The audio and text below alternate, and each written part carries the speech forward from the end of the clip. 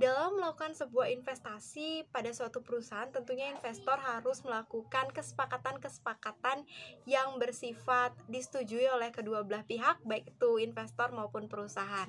Nah, investor biasanya membuat sebuah term sheet atau klausa investasi yang menjadi topik dari pembahasan kami di video kali ini. Nah, untuk teman-teman yang ingin tahu lebih jauh tentang term sheet and klausa investasi, selamat menyaksikan video dari kelompok 3 pada mata kuliah IT Capital. Sebelumnya, izinkan kami untuk memperkenalkan tim kami terlebih dahulu. Yang pertama ada saya Niputu Eka Lestari dengan NIM 210.3003. Yang kedua ada Niwayan Sri Armini dengan NIM 210.3008. Yang ketiga ada Niputu Aprilianti Rukmana Tiara Putri dengan NIM 210.3009. Yang keempat ada Nimade Alisian Dewi dengan NIM 210.332. Yang kelima ada Siloh Made Ayu Anissa Putri dengan NIM 210.351. Dan yang terakhir ada Ninyoman Ayu Putri Winandari dengan NIM 210.352. Adapun beberapa materi pembahasan yang akan kami bahas pada video ini, yaitu yang pertama tentang apa itu term sheet, yang kedua bagaimana proses investasi itu terjadi, dan yang ketiga adalah bagian ataupun istilah yang ada pada term sheet. Yang pertama yaitu mungkin dari teman-teman sudah banyak yang tahu tentang apa sih itu term sheet. Nah, di video ini kami akan membahas lebih dalam tentang apa itu term sheet. Jadi term sheet sendiri adalah dokumen yang menguraikan terkait dengan keuangan utama dan persyaratan lain dari investasi yang diusulkan oleh investor. Investor menggunakan term sheet sebagai dasar dari penyusunan dokumen investasi mereka. Term sheet sendiri digunakan untuk mempermudah negosiasi baik antar perusahaan dan juga investor. Ketentuan dalam term sheet biasanya tidak dimaksudkan untuk mengikat kedua belah pihak secara hukum, namun kedua belah pihak diharapkan untuk selalu tunduk pada negosiasi dokumentasi hukum yang sudah dituangkan pada term sheet. Dan term sheet sendiri biasanya akan berisikan beberapa kondisi yang harus dipenuhi sebelum investasi selesai dan juga dimulai. Nah, kondisi ini biasa disebut dengan kondisi preseden. Nah, semakin detail term sheet yang dibuat, maka diharapkan semakin sedikit hal-hal yang perlu disepakati pada proses penyusunan dokumen investasi antar perusahaan dan juga investor. Dan proses biasanya akan semakin rumit dan bekerja dengan pengacara ataupun pihak keuangan pada manajemen keuangan perusahaan yang biasanya sudah expert dalam melakukan transaksi investasi khususnya pada modal ventura, maka ini akan memudahkan dalam melakukan penyusunan term sheet dan juga melakukan penyusunan dari dokumen investasi. Maka dari itu ini dapat meminimalkan kerangka waktu ataupun pengeluaran waktu dan juga biaya baik dari investor maupun dari perusahaan. Nah, topik selanjutnya yaitu terkait dengan proses dari sebuah investasi. Dalam proses investasi sendiri sebenarnya tidak ada standar baku dari tahapan-tahapan dari melakukan proses investasi. Namun pada setiap perusahaan dan juga setiap investor memiliki penyesuaian yang berbeda-beda dalam melakukan proses investasi mereka. Namun ada 2 poin penting yang selalu ada dalam melakukan proses investasi, yaitu yang pertama terkait dengan penentuan besaran dari kepemilikan perusahaan atau besaran saham yang akan disuntikkan oleh investor pada sebuah perusahaan.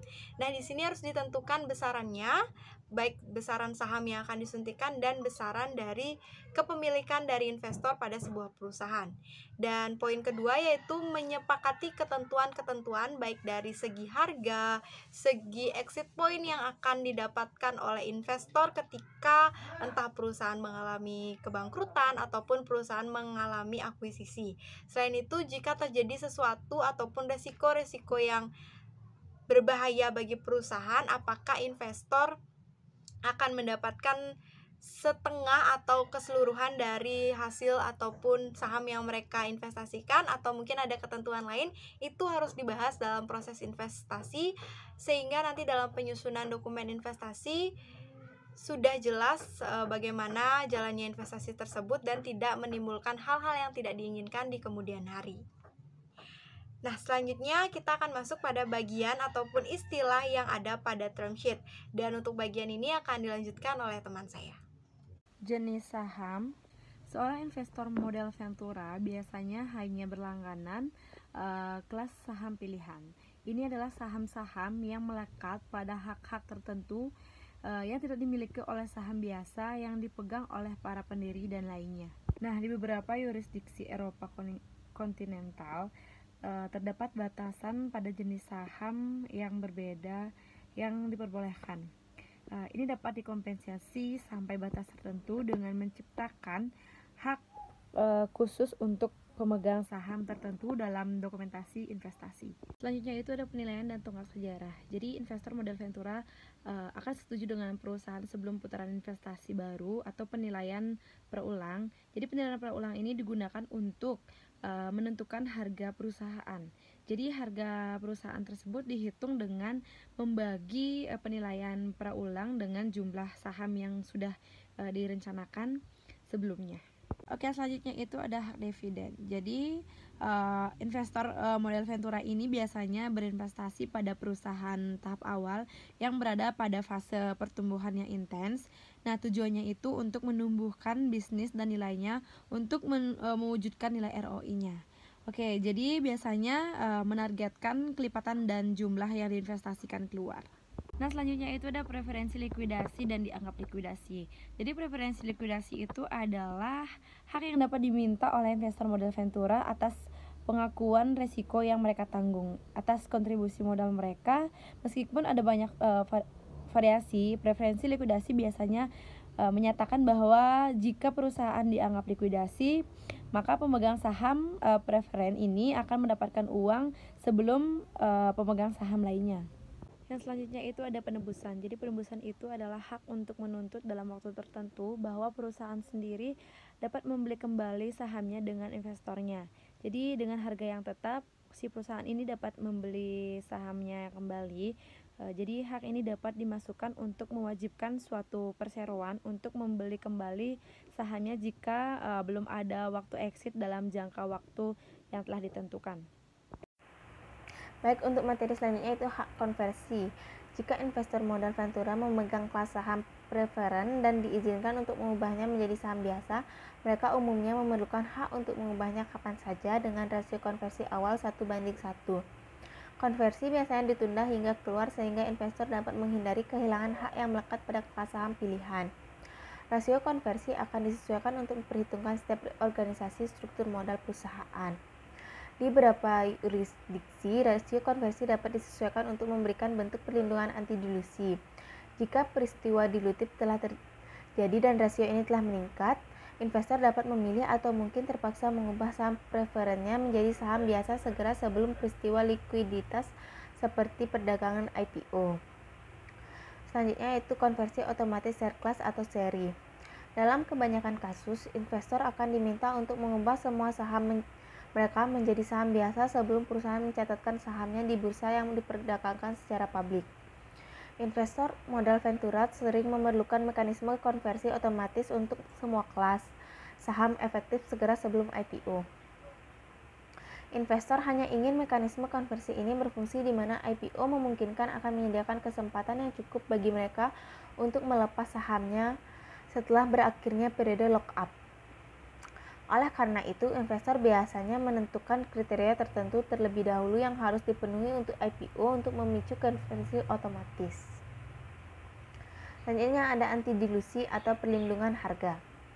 Investor modal Ventura seringkali memerlukan hak perlindungan anti-dilusi untuk melindungi nilai saham mereka di perusahaan.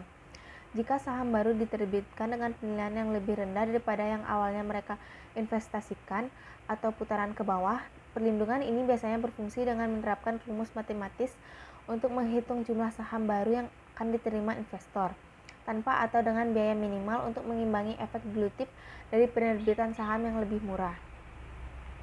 Ada beberapa variasi formula, masing-masing memberikan tingkat perlindungan yang berbeda, yaitu perlindungan rahet penuh yang akan mempertahankan persentase kepemilikan penuh investor pada tingkat yang sama atau pada nilai yang sama di putaran bawah. Versi lain dari formula memberikan beberapa kompensasi untuk pengecaran, tetapi membiarkan presentasi kepemilikan turun. Yang paling umum adalah rata-rata tertimbang. Tingkat perlindungan yang diperlukan oleh investor bergantung pada beberapa faktor, termasuk penilaian perusahaan pada saat investasi dan eksposur yang dirasakan terhadap persyaratan pembiayaan lebih lanjut. Selanjutnya, saham pendiri. Pendiri dan manajemen senior biasanya menjadi pusat keputusan investor modal ventura untuk memasukkan uang ke dalam perusahaan.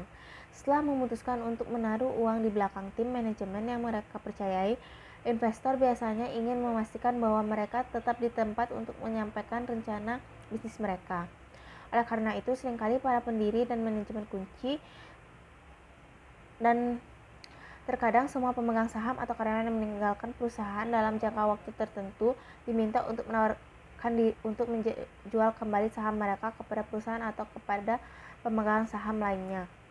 Akibat dari hal ini adalah bahwa siapapun yang memegang saham tersebut harus dipekerjakan atau dilibatkan sebagai konsultan oleh perusahaan untuk jangka waktu tertentu jika orang tersebut ingin memperoleh kepemilikan tidak terbatas atas semua sahamnya.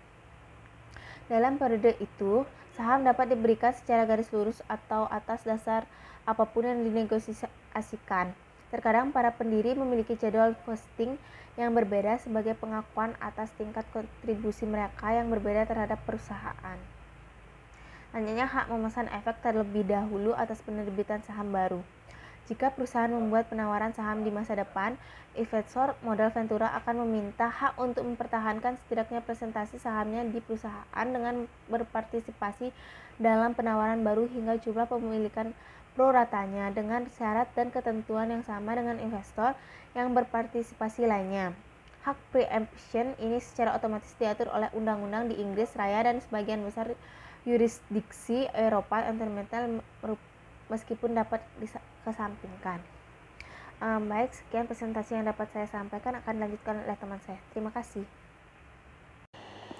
Di sini saya akan melanjutkan presentasi dari kelompok saya.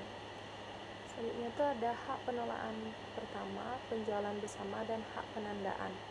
Nah, ini adalah persyaratan kontraktual antara pemegang saham yang biasanya termasuk dalam anggaran dasar. Jika salah satu pemegang saham ingin menjual saham yang tunduk pada hak pengelolaan pertama atau ROFR, ia harus terlebih dahulu menawarkan kepada pemegang saham lain yang memiliki keuntungan dari ROFR. Nah, persyaratan untuk menjalani proses ROFR itu dapat menambah beberapa minggu pada skala waktu untuk menjual saham. Jika seorang pemegang saham ingin melepaskan saham yang menjadi subjek penjual bersama atau hak tag, pemegang saham lain yang mendapat manfaat dari hak tersebut dapat bersikeras bahwa calon pembeli setuju untuk membeli persentase yang setara dari saham mereka dengan harga yang sama dengan syarat dan ketentuan yang sama. Keputusan investor modal ventura untuk berinvestasi di perusahaan sebagian besar didasarkan pada ketentuan pengalaman teknis dan manajemen para pendiri dan manajemen. Ia tidak ingin orang-orang itu melepaskan saham mereka di perusahaan sementara ia tetap menjadi investor. Selanjutnya itu ada representasi dan jaminan. Nah, tujuan dari representasi dan jaminan itu adalah untuk memberikan pemahaman yang lengkap dan akurat kepada investor tentang kondisi perusahaan saat ini dan sejarah masa lalunya sehingga investor itu dapat mengevaluasi resiko berinvestasi di perusahaan sebelumnya berlangganan saham. Representasi dan jaminan biasanya akan mencakup bidang-bidang seperti keberadaan hukum perusahaan, termasuk semua perincian modal saham, laporan keuangan perusahaan, rencana bisnis, aset atau khususnya hak kekayaan intelektual, kewajiban kontrak material, karyawan, dan litigasi. Investor itu mengharapkan mereka yang memberikan representasi dan jaminan tentang perusahaan untuk mendukung mereka dengan kewajiban kontrak untuk mengganti mereka jika representasi dan jaminan tidak akurat atau jika ada pengecualian untuk mereka yang belum diungkapkan sepenuhnya. Selanjutnya itu ada hak suara. Nah, investor modal ventura akan memiliki persetujuan dan hak suara tertentu yang melekat pada kelas saham mereka. Nah, saham preferred mungkin memiliki hak suara yang setara dengan saham biasa dalam rapat umum, meskipun juga memungkinkan bahwa mereka dapat membawa lebih dari suatu saham pemilihan dalam keadaan tertentu di yurisdiksi yang mengizinkannya. Jika terjadi peristiwa yang sesuai yang memicu perubahan rasio konversi, jumlah suara yang akan dibawa oleh saham investor untuk suara pemegang saham umumnya sering kali disesuaikan secara otomatis untuk mencerminkan perubahan rasio konversi pada saat pemungutan suara. Selanjutnya itu ada ketentuan perlindungan dan hak persetujuan atau hak kelas. Nah, investor modal ventura dalam putaran investasi biasanya mensyaratkan bahwa tindakan tertentu tidak dapat dilakukan oleh perusahaan tanpa persetujuan pemegang saham atau mayoritas atau persentase spesifik lainnya dari kelas atau serangkaian saham mereka atau mayoritas investor. Terkadang hak persetujuan ini terbagi antara persetujuan mayoritas investor, persetujuan direktur investor, atau persetujuan dewan. Biasanya apa yang memerlukan persetujuan mayoritas investor dan apa yang memerlukan persetujuan direktur investor akan berhubungan dengan perubahan besar dalam perusahaan seperti yang ditetapkan. Baik, selanjutnya itu direksi atau dewan pengamat. Investor atau modal venture masyarakat bahwa perusahaan memiliki dewan direksi yang sesuai. Di beberapa yurisdiksi Eropa kontinental, misalnya Jerman, diperlakukan 2 tingkat dewan, yaitu dewan manajemen dan dewan pengawasan, dan di yurisdiksi Eropa kontinental lainnya, di mana 2 tingkat sistem papan bersifat opsional, misalnya Perancis dan beberapa investor lebih memilih 1 papan seperti itu. Terus selanjutnya itu meskipun mayoritas non-eksekutif mungkin tidak praktis untuk perusahaan kecil. Biasanya perusahaan semacam itu memiliki setidaknya 1 atau 2 non-eksekutif, 1 atau lebih dokumentasi investasi. Beberapa investor tidak akan memilih menunjukkan seorang direktur karena potensi konflikasi kepentingan dan masalah tanggung jawab, dan sebagai gantinya itu akan membutuhkan hak untuk menunjukkan pengamatan dewan. Selanjutnya itu hak informasi. Agar investor modal venture dapat menentukan kondisi investasi mereka, penting bagi perusahaan untuk memberi mereka pembaruan rutin tertentu mengenai kondisi keuangan dan anggarannya, serta hak umum untuk mengunjungi perusahaan dan memeriksa pembukuan dan catatannya. Selanjutnya itu keluar. Investor modal venture ingin melihat jalan keluar dari investasi mereka di perusahaan, paling sering dalam bentuk pelepasan sahamnya setelah IPO atau dengan berpartisipasi dalam penjualan. Terkadang juga ambang untuk peristiwa likuiditas atau konversi akan menjadi jalan keluar untuk memenuhi syarat tersebut. Selanjutnya itu hak pendaftaran. Hak pendaftaran adalah konsep undang-undang atau AS yang asing bagi banyak perusahaan dan investor Eropa. Hak tersebut diperlakukan karena sekuritas hanya dapat ditawarkan untuk penjual publik di AS dengan pengecualian tertentu. Jika telah terlebih dahulu terdaftar di Securities and Exchange Communication, proses pendaftaran melibatkan perusahaan yang sahamnya akan ditawarkan memberikan sejumlah besar informasi tentang operasi dan kondisi keuangannya yang dapat memakan waktu dan biaya. Selanjutnya, kerahasiaan, penugasan, dan pengelolaan kekayaan intelektual tidak bersaing perjanjian merupakan praktik yang baik bagi perusahaan manapun untuk memiliki jenis perjanjian tertentu dengan karyawannya. Untuk perusahaan rintisan teknologi, umumnya mencakup perjanjian kerahasiaan atau untuk melindungi diri, hilangnya rahasia dengan perusahaan, pengetahuan, daftar pelanggan, dan informasi sensitif lainnya.